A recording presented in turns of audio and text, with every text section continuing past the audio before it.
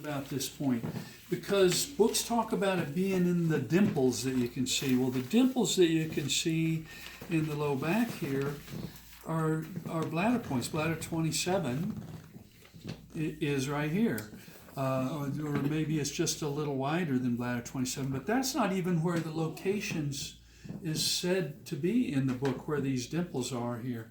What is the actual location, the level of the vertebra and the distance from the center line?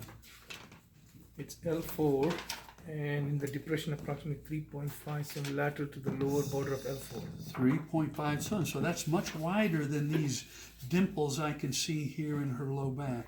People get confused by the description of dimples. There might not even be any dimples. In fact, I've never seen any dimples at that location.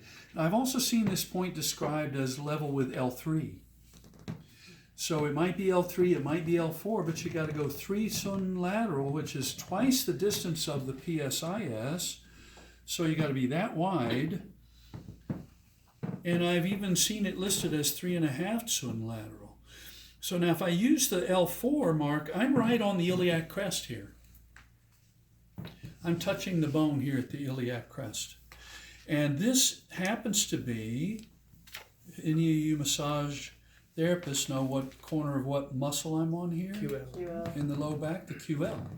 So there's very often a trigger point at this corner of the QL that fires up the whole muscle, cranks down on the discs and nerve roots, and shortens everything, pulls that 12th rib down, and causes a lot of low back pain. So basically, if you locate this at the level of L4 and you come 3 cm lateral and you needle right here at the top of the iliac crest, you're needling into the quadratus lumborum muscle. And you need to get an idea of how deep that is and the muscles that overlie it, so that you get in the right location.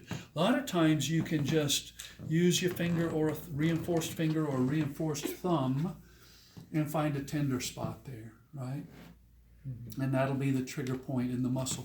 And the old way, a lot of us were taught in massage school to apply direct compression, ischemic compression they called it, and you're shutting off the blood supply to that trigger point so that it runs out of oxygen after about 1.5 minutes, and the trigger point gives up, and then the whole muscle releases, right?